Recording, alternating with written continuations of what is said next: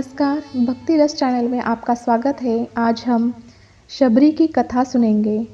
भगवान श्री राम के जन्म से पहले की बात है, जब भील आदिवासी कबीले की मुखिया अज के घर एक बेटी पैदा हुई थी। उसका नाम श्रमणा और दूसरा नाम शबरी रखा गया था। शबरी की माँ इंदुमती उससे बहुत प्यार करती थी। बचपन से ही शबरी पशु पक्षियों की भाषा समझकर उनसे बातें किया करती थी। जब शबरी की माँ ये सब देखती तो उसे कुछ समझ में नहीं आता था। कुछ समय बाद एक पंडित ने शबरी के परिवार को बताया कि वह आगे चलकर सन्यासी बन सकती है। इस बात का पता चलते ही शबरी के पिता ने उसका रिश्ता तय कर दिया। जैसे ही शादी का दिन नज़दीक आया, शबरी के घर वालों ने खूब सारी बकरियां और अन्य जानवर घर के पास बांध दिए। एक दिन शबरी की माँ जब शबरी के बाल बना रही थी तो शबरी ने उनसे पूछा कि माँ, इतने सारी बकरियां और अन्य जानवर हमारे घर पे क्यों लाए गए हैं? तो माँ ने बताया, बेटी, तुम्हारा विवाह होने वाला है, इसलिए हम लोगों ने इनका इंतजाम बलि देने के लिए किया है। तुम्हारी शादी के दिन इनकी बलि दी जाएगी और फिर इनके स्वादिष्ट भोजन बनाकर सबको परोसा जाएगा। यह बात सुनकर शबरी बहुत दुखी हुई। काफ़ी देर तक शबरी ने उन जानवरों को आज़ाद करने के बारे में सोचा। सोचते सोचते ही शबरी के मन में विचार आया, अगर यह जानवर वहाँ नहीं रहेंगे तो इनकी बलि रुक सकती है, लेकिन अगर ऐसा नहीं हुआ तो? शबरी ने फिर सोचा कि अगर मैं ही घर से चली जाऊँ तो? जब मैं ही नहीं रहूँगी तब ना ही विवाह होगा और ना ही जानवरों की बलि दी जाएगी। इनसे मासूम जानवर भी बच जाएंगे। इसी सोच के साथ जानवरों को रखी जगह पर शबरी चली गई और उसने उन्हें खोलने की सोची, लेकिन वो ऐसा नहीं कर सकी। उसके बाद शबरी जंगल की तरफ भागने लगी। भागते भागते शबरी ऋषि मुख पर्वत पर पहुंच गई। वहाँ करीबन 10,000 ऋषि रहा करते थे। शबरी को लगा कि वो इसी जंगल में किसी तरह से ऋषि मुनियों की सेवा करके अपना जीवन यापन कर लेगी। वो चुपचाप उसी जंगल में एक हिस्से में रहने लगी। शबरी रोज़ाना रात को सभी ऋषि मुनियों के सोने के बाद आश्रम के आगे झाड़ू लगाती, उसे साफ सुथरा रखती और हवन के लिए लकड़ियाँ भी लाकर रखती। ऋषि मुनियों को समझ में नहीं आ रहा था कि जंगल में उनके काम अपने आप कैसे हो रहे हैं। एक दिन शबरी को किसी ऋषि ने देख लिया। उसे देखते ही उनका परिचय पूछ लिया। जैसे ही शबरी ने बताया कि वो भील आदिवासी परिवार से संबंध रखती है तो सभी ऋषियों ने उसे खूब डांटा। शबरी को इस बात का बिल्कुल पता नहीं था कि वो एक छोटी जाति से है। उसे ऋषि मुनियों द्वारा जाति की वजह से उसको अपमान सहन करना पड़ा। इतना सब होने के बाद भी शबरी हर ऋषि मुनि के दरवाजे पर जाती, उनके आंगन में झाड़ू लगाती और उनसे गुरु दीक्षा देने के लिए कहती, पर हर कोई शबरी को उसकी जाति की वजह से अपने आश्रम से भगा देता। ऐसा होते होते काफ़ी समय बीत गया। उसके बाद शबरी मतंग ऋषि के कुटिया में पहुंच गई। वहां पहुंचकर मतंग ऋषि को शबरी ने बताया कि वो उनसे गुरु दीक्षा लेना चाहती है। उन्होंने खुशी खुशी अपने गुरुकुल में रहने के लिए दिया और भगवान से जुड़ा सब ध्यान देने लगे। शबरी ने भी अपने गुरु मतंग ऋषि की बहुत सेवा की, उनमें कोई कसराई नहीं छोड़ी। वो गुरुकुल की सारी कामें करती। शबरी से खुश होकर मतंग ऋषि ने उन्हें अपनी बेटी मान लिया था। समय के साथ मतंग ऋषि का शरीर बूढ़ा होने लगा था।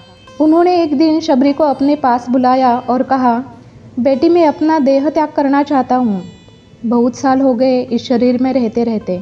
शबरी ने दुखी मन से कहा, आपके ही सहारे मैं इस जंगल में रह पाई हूँ। आप ही चली जाएंगे तो मैं जीकर क्या करूँगी? आप अपने संग मुझे भी लेकर जाइए, मैं भी देह त्याग करना चाहती हूँ। पर मतंग ऋषि ने जवाब दिया, बेटी, तुम्हें चिंता करने की कोई ज़रूरत नहीं है। राम तुम्हारी चिंता करेंगे और ध्यान भी रखेंगे। शबरी ने राम का नाम सुनने के बाद उनसे पूछा कि राम कौन है और उन्हें मैं किस तरह से ढूंढूंगी? मतंग ऋषि ने बताया, राम कोई और नहीं, वो स्वयं भगवान है। वो तुम्हें सारे अच्छे कर्मों का फल देंगे। तुम्हें उन्हें ढूंढने की कोई ज़रूरत नहीं है। वो एक दिन खुद तुम्हें खोजते हुए तुम्हारी कुटिया में आएंगे और तुम्हें उनके ही हाथों मोक्ष मिलेगा।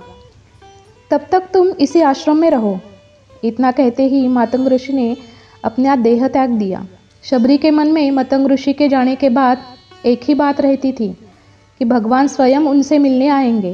वो रोज़ भगवान राम के लिए बाग से अच्छे अच्छे फूल चुनकर लाती और अपना आश्रम सजाती और भगवान के लिए बेर भी तोड़कर लाती। भगवान के लिए बेर चुनते समय शबरी उन्हें चक्कर लेती थी ताकि कोई भी बेर भगवान को खट्टा ना लगे। रोजाना शबरी इस तरह भगवान के दर्शन के आस में फूल और बेर इकट्ठा करती थी। इसी तरह इंतजार में कई साल बीत गए। शबरी का शरीर भी एकदम से वृद्ध हो गया। एक दिन आश्रम के पास ही एक तालाब में शबरी पानी लाने के लिए गई। तभी पास के एक ऋषि ने उसे अच्युत कहते हुए वहाँ से जाने के लिए कहा और एक पत्थर मार दिया। वो पत्थर जब शबरी को लगा तब उन्हें चोट लगी और खून बहने लगा। बहते हुए खून में से एक बूंद उस तालाब में गिर गई और सारा तालाब का पानी खून सा लाल हो गया। ये सब देखकर ऋषि ने शबरी को ही डांट दिया और कहा, पापिनी, तुम्हारी वजह से ही ये पूरा पानी खराब हो गया है। रोज ऋषि उस पानी को साफ करने के लिए अपनी कई विद्याओं का इस्तेमाल करते। कई सारी विद्याओं का इस्तेमाल करने के बाद भी कुछ भी नहीं हुआ। फिर उन्होंने गंगा जैसी पवित्र नदियों का जल भी उस तालाब में डाल दिया, फिर भी उसका असर कुछ नहीं हुआ। कई सालों तक तालाब के पानी को साफ करने की कोशिश के बाद भी कुछ काम नहीं आया, तो ऋषि ने थककर ये सब कुछ छोड़ दिया। इस घटना के कई साल बाद भगवान राम पत्नी सीता के हरण के बाद उन्हें ढूंढते हुए इसी तालाब के पास आ पहुँचे। ऋषि मुनियों ने उन्हें पहचान लिया। भगवान को वहाँ देखकर ऋषि मुनियों ने तालाब का पानी साफ करने के लिए भगवान को अपने पैर उसमें डालने के लिए कहा, लेकिन पानी जैसा के तैसा ही रहा। ऋषि मुनियों ने भगवान से कई अन्य जतन करवाए, लेकिन वो पानी जस का तस खून जैसा ही रहा। तब भगवान ने ऋषि मुनियों से पानी के रक्त में बदलने की कहानी पूछी।